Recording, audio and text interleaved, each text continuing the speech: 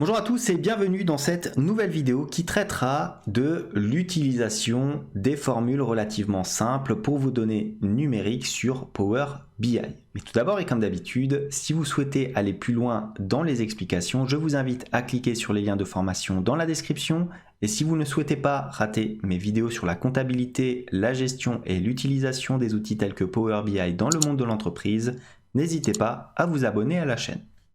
Alors pour observer la manipulation et les différents calculs qui peuvent être rattachés aux données numériques ou aux dates et heures, je vous ai prévu un petit fichier avec une petite base de données. Donc qu'est-ce qu'on a? On a disons différentes sociétés prospects avec le nom de la société, son site web, la date de prise de contact avec la société, la région, la ville, le nombre d'employés, l'heure d'ouverture, l'heure de fermeture et enfin donc la durée d'ouverture.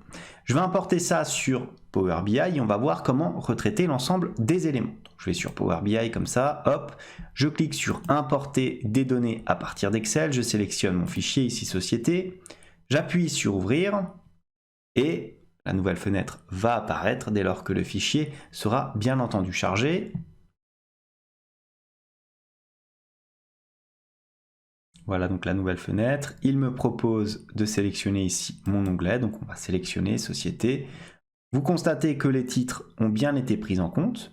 Qu'est-ce qu'on va faire? On va aller dans Transformer nos différentes données pour les retravailler avec notre éditeur Power Query.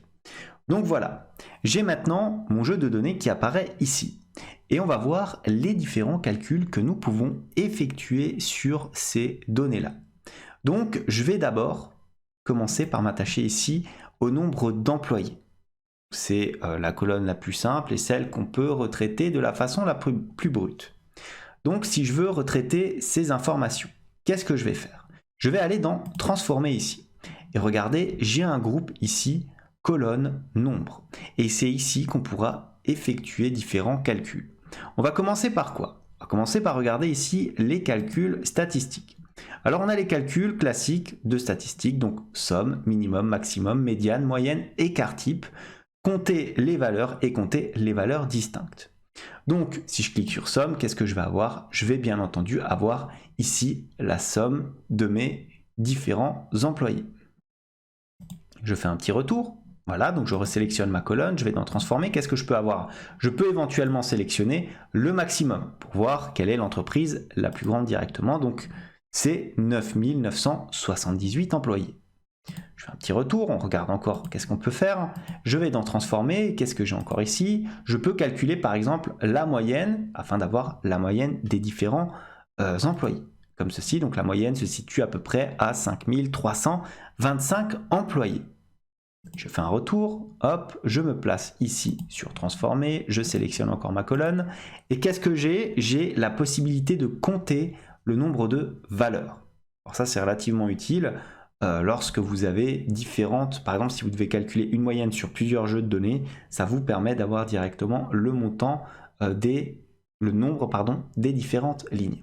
Et vous avez la possibilité aussi de compter les valeurs distinctes. Alors dans le cas présent, forcément, regardez, si je compte les valeurs, j'obtiens 10. Et si je compte les valeurs distinctes, comme à chaque fois c'est des valeurs distinctes, qu'est-ce que je vais avoir? Je vais avoir tout simplement, là encore, 10. Voilà, mais c'est un outil à prendre en compte. Maintenant, qu'est-ce que j'ai? Regardez, je vais aller dans Transformer. Ici, les outils de statistiques sont relativement basiques et simples à utiliser. Plus intéressant, on a ici le petit icône standard. Si je clique dessus, qu'est-ce que j'ai? J'ai différents éléments. J'ai la possibilité d'ajouter, de multiplier, de soustraire, de diviser par entier. J'ai la possibilité aussi d'appliquer un modulo, un pourcentage et un pourcentage de. Si j'ajoute, ça peut être utile. Par exemple, je me suis rendu compte qu'il manque à peu près 200 employés par usine. J'en rajoute 200 comme ceci, j'appuie sur OK. Regardez, mes données sont incrémentées directement par le montant que j'ai inscrit. Je retourne ici. Je peux multiplier. Alors à quoi ça sert? Supposez que vous ayez des montants négatifs, ce qui peut arriver en fonction d'un retraitement. Vous souhaitez faire passer automatiquement ces données dans du positif. Donc c'est très simple, vous allez prendre votre colonne, vous allez aller dans multiplier et vous allez multiplier par -1 par exemple, et cela fonctionne. De la même manière, si vous devez appliquer un certain coefficient à vos ventes, vous pouvez aussi utiliser cet outil de multiplication. De la même manière, vous avez la possibilité donc de soustraire. Si je me rends compte que les 200 que j'ai ajoutés avant n'avaient pas à être ajoutés, je peux les retirer comme ceci et revenir aux données initiales. Ensuite, j'ai la possibilité, bien entendu, de diviser. Supposez que je veuille diviser par 4 le nombre d'employés. J'appuie sur OK et regardez, j'ai divisé par 4. Maintenant, vous en conviendrez, il n'y a pas de sens ici à avoir un nombre à virgule. Pourquoi? Parce que c'est un nombre d'employés et des quarts de personnes, cela n'existe pas. Donc on peut aller par exemple dans Standard et diviser par un entier. Ça veut dire que toutes les divisions seront arrondies à un nombre entier. Par exemple ici, si je divise par 1, cela aura pour effet d'enlever les nombres bien entendu à virgule. Pareil, qu'est-ce que je peux avoir? Je peux avoir ici le modulo, alors c'est pas extrêmement utile, donc pas forcément nécessaire de le voir. Et on peut appliquer aussi ici le pourcentage ou le pourcentage de. Alors, on va appliquer par exemple un pourcentage et regardez si par exemple entrer un pourcentage à appliquer à chaque valeur de la colonne, ça peut être notamment utile si vous avez un calcul de prime à effectuer sur vos fichiers Power BI par exemple. Vous dites si l'objectif est atteint, alors vous pouvez appliquer 10% de prime sur l'ensemble du chiffre d'affaires. Donc regardez, si je tape 10 ici, ça va me calculer bien entendu à chaque fois, regardez, les 10% de chacune de mes valeurs. Alors on est d'accord qu'ici ça n'a que peu d'intérêt, mais sur des données de chiffre d'affaires, cela peut s'avérer utile. Voilà ce que j'avais à vous dire sur ces données-là. Alors bien sûr, il reste ici les données scientifiques. Je vous avoue que lorsque vous allez traiter les différentes informations, ça ne va pas forcément être utile. Regardez tout ce qui est valeur absolue, tout ce qui est puissance. Alors bien entendu, vous pouvez éventuellement élever l'ensemble des valeurs ici au carré. En cliquant ici, par exemple, au carré, donc les valeurs sont élevées au carré. De la même manière, vous pouvez calculer la racine carrée. Mais d'un point de vue général, vous n'avez pas trop à utiliser ce type d'information. Pourquoi? Parce que ce que vous allez utiliser comme exploitation dans Power BI, ça sera surtout des données, disons, business, alors que là, c'est plus des données d'ingénierie et je ne pense pas que vous allez en utiliser beaucoup.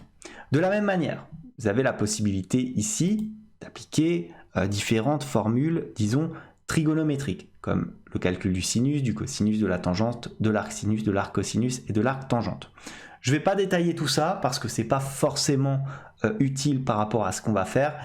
À titre personnel, j'ai jamais vraiment utilisé ces différents paramètres dans l'établissement de mes rapports Power BI. Et on a la possibilité ici d'effectuer donc des arrondis. Donc là, bien sûr, c'est très facile à comprendre. Si je clique ici, regardez, ça va arrondir à l'entier supérieur. Et hop, si je reviens en arrière, que je clique ici, ça va m'arrondir à l'entier, bien entendu, inférieur. Hop, comme ceci. Et là, vous avez la possibilité éventuellement, regardez, de spécifier le nombre de décimales pour l'arrondi. Si par exemple je souhaite 2 décimales, je n'aurai qu'à appuyer tout simplement comme ceci. Donc regardez, sur OK, et je vais avoir 2 décimales qui vont s'afficher. Alors ici, comme on est déjà sur une décimale, ça ne change forcément pas. Voilà, comme ceci. Donc je peux éventuellement enlever ces différents éléments. Qu'est-ce que vous avez encore comme dernier élément? Vous avez la possibilité ici, regardez, de cliquer sur information. Alors qu'est-ce que c'est? Ça, c'est des éléments qui vont vous donner des résultats sous ce que l'on appelle des formes booléennes, c'est-à-dire en format vrai ou faux. C'est-à-dire, regardez, alors déjà, ce que je vais éventuellement faire, c'est que je vais regarder diviser par un entier afin d'enlever tous les nombres à virgule, hop, comme ça. Voilà. Maintenant, je vais dans information. Et je veux savoir quelle colonne est paire, quelle colonne est impaire. Donc, qu'est-ce que je vais faire? Je vais cliquer par exemple ici sur est pair. Voilà, donc on a des données. Vous avez constaté, maintenant, ce sont des données booléennes, donc vrai-faux. Vous voyez le petit symbole qui apparaît ici. Et donc, on n'est plus sur des données chiffrées. Mais qu'est-ce qu'on a? On sait qu'ici, le nombre d'employés, donc à Neoen, en Corse, est impair. Alors, est-ce que je l'ai bien fait? Est pair. Donc oui, est impair puisqu'il n'est pas pair. Et ici, il est pair. Donc à chaque fois qu'il y a true, c'est pair, à chaque fois qu'il y a le false, c'est impair. De la même manière, je peux revenir en arrière et je peux faire bien entendu l'inverse. C'est-à-dire qu'au lieu de sélectionner est pair, je peux sélectionner est impair, comme ceci. Je clique là-dessus et regardez, vous avez les différents éléments qui s'affichent donc sous cette forme-là. Cela vous permettra de distinguer deux valeurs directement pour en faire éventuellement des calculs conditionnels.